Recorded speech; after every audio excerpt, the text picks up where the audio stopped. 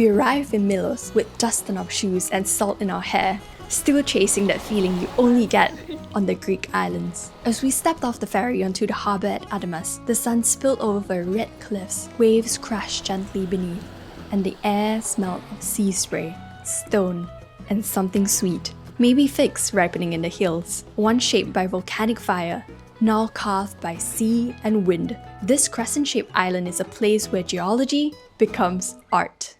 Hello, we're from Milos! Hey friends, we're Melvin and Melissa, two doctors based in the UK with a passion for wellness, culture, and adventure. In this video of our Greece series, we'll share the top 10 places to visit in Milos, including where to stay, how to get around, and plenty of fun facts and tips to help you plan your dream escape.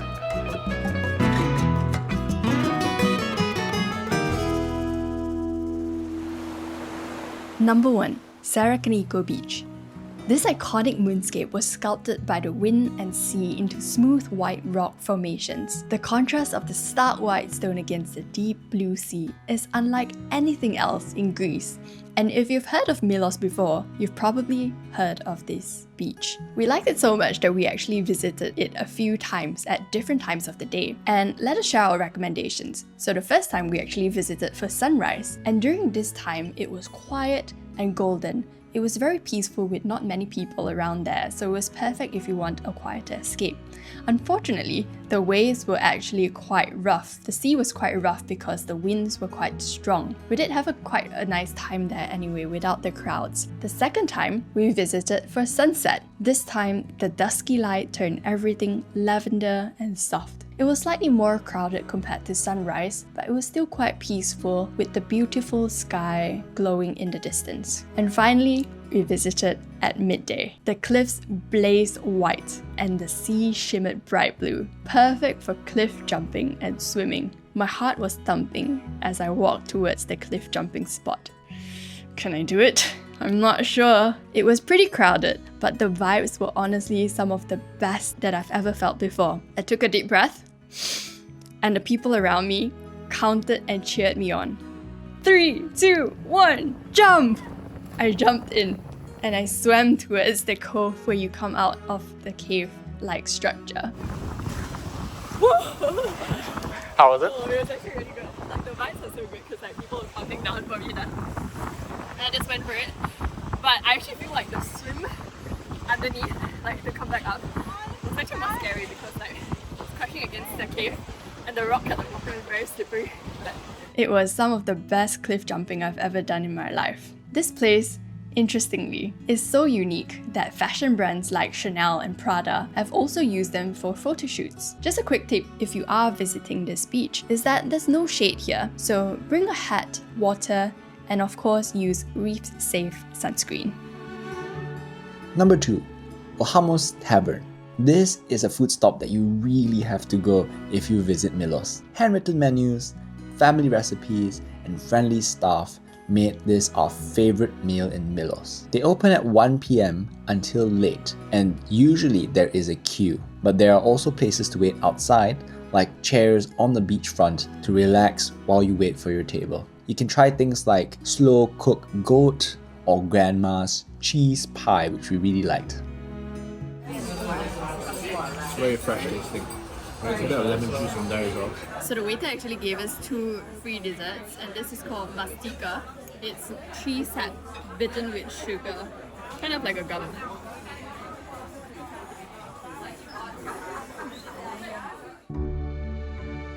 Number 3. Plaka and the Venetian castle. So just before sunset, we took a stroll through Plaka, the town with blooming bougain villas, whitewashed homes, and the best part, the most welcoming and kind locals. The Venetian castle was actually built in the 13th century, and it once served as both a fortress and a lookout.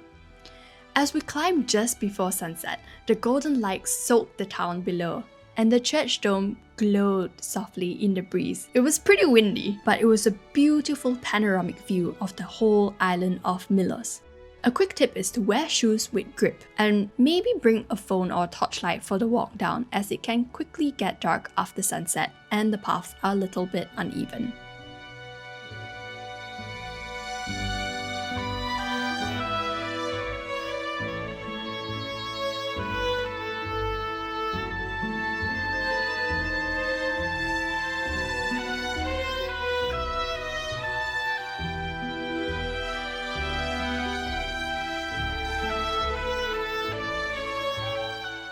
The sun is just about to set. Look at that.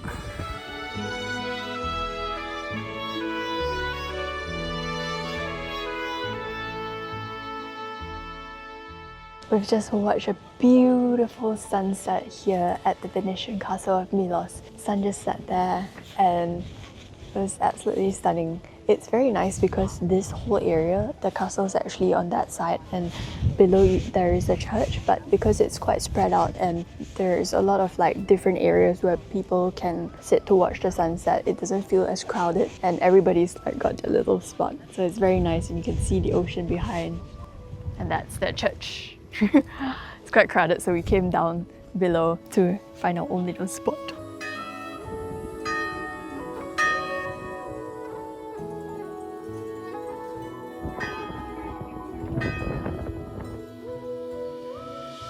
Number 4. Adamantas. This is the port town where most of the ferries arrive. It's lively, central and full of great restaurants and bakeries. We grabbed pastries and coffee from the Artemis bakery nearly every morning. And interestingly, we actually initially went to the quote-unquote wrong Artemis bakery but turned out to be the better one because all of the local people actually went to that Artemis bakery. But yeah, you can also rent cars and ATVs and bicycles right from the Adamantas port. Good morning. So this is outside our Airbnb now. This is right by the docks in Adamas. And you can see behind me, apparently the Sea Jets ferry that you can take all over the islands and also to Athens. Just parks right outside here. Is a huge ferry, as you can see. Gigantic ferry, can fit like many people in cars. But look at that view. So it's so beautiful. So there's the Artemis with a Z and there's the regular Artemis. And this seems like it's probably the more local Artemis bakery. There were loads of like Greek people there. And what I got here is a Freddo cappuccino. It's a specific type of Greek cappuccino and oh yeah, that's so good. We also got quite a few interesting things in our pack. We got a baklava. We got what's really interesting, which is called a watermelon pie. I've never had this before, but it looks like it's just watermelon that's steamed and there's sort of sesame seeds on top as well. And it's in a pie form. And we also got a chocolate and banana croissant. You're gonna try the watermelon pie. It's quite interesting. You can taste the watermelon, but the texture is quite like chewy instead of crunchy. Pretty good actually. I like it. Number 5. Tsigrado Beach. Adventure starts with a first ladder descending through a narrow rocky gap. It looks like the ladder is not even attached to anything, so it's not a very sturdy. Oh boy.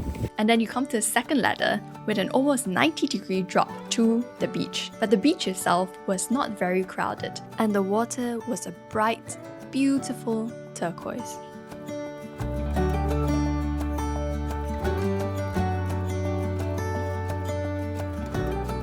So we just came down to Tsigrado Beach through that ladder, and there's one more up there, and it was a little bit scary, especially that last one there. Just because it's quite a steep drop, it's almost 90 degrees and I was a little bit scared. It's quite nice down here because it's quite secluded and there's not many people, I suppose, because you need to come down through that ladder, but it's very pretty. The water's actually quite cold because this part is actually secluded. We've just made it back from Tsigrado Beach and it was quite an adventure. It was really fun. We were right down there. Going down was much more scary than going up, but it was really fun anyway. And the water is really blue. Look at that. Wow. Number 6. Fyriplaka Beach. Wide, scenic and colourful. The cliffs behind the beach are streaked with mineral-rich colours, reds, yellows and creams.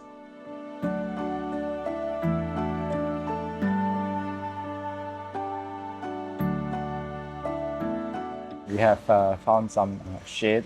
Yeah, we're actually sitting like in a natural cave.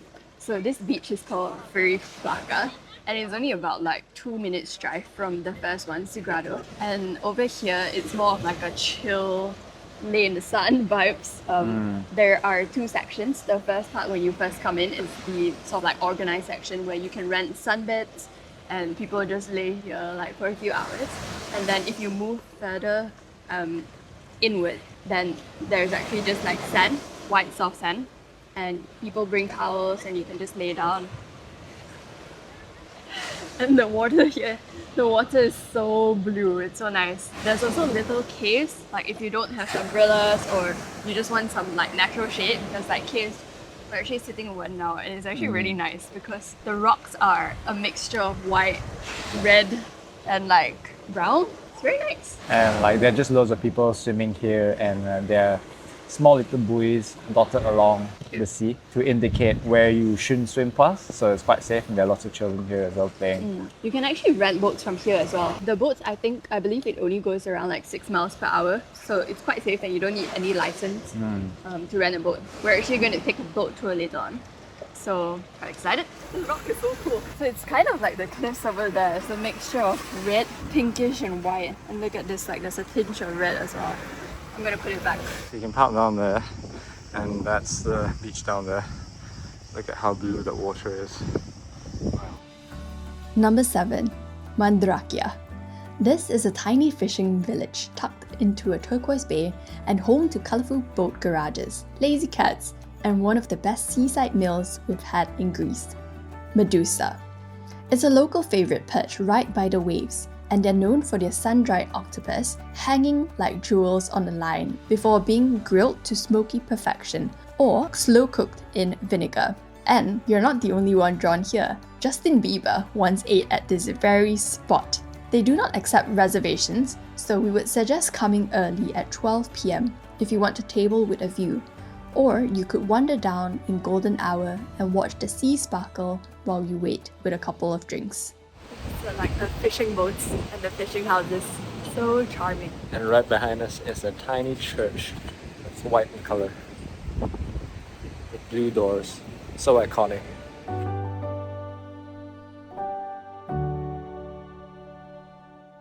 Number 8. A boat tour around Milos. Possibly one of the best things you could do while at Milos because many of the beaches are only accessible by water. We set sail along Milos' southern coast, passing through Tsigrado Beach, Sykia Cave, and Kleftiko. Once a pirate hideout, these dramatic sea stacks are as legendary as the stories told about them, with the white rocks, sea tunnels, and crystal blue coves. We snorkeled here, swimming through the arches as fish darted beneath. Our boat played mellow music, handed out local snacks, and shared lessons in between dives. A quick tip is to bring some sunscreen and a dry bag. We'll link the description of our tour down below.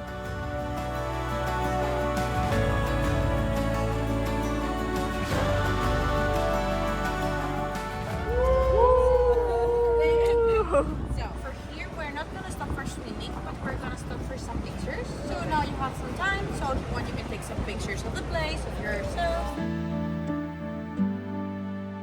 Sun-dried tomatoes. Ow.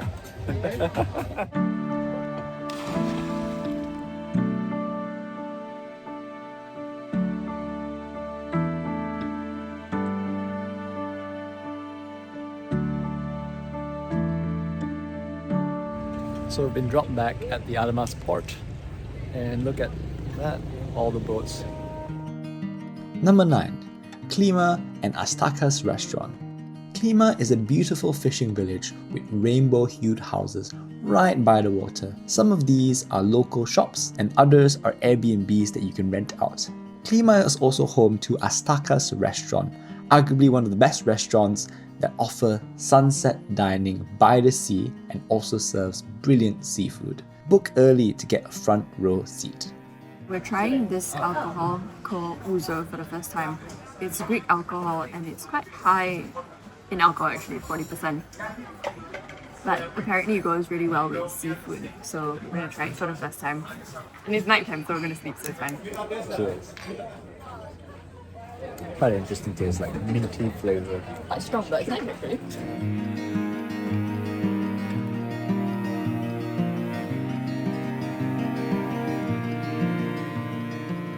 Number 10. Firopotamos, another quaint fishing village with a serene bay with some of the bluest water we've ever seen. It has a beach bar and a place where you can rent sunbeds to lay throughout the day. On the other side, there is a hill where a local church is perched and a place where you can catch a panoramic view of the bay itself.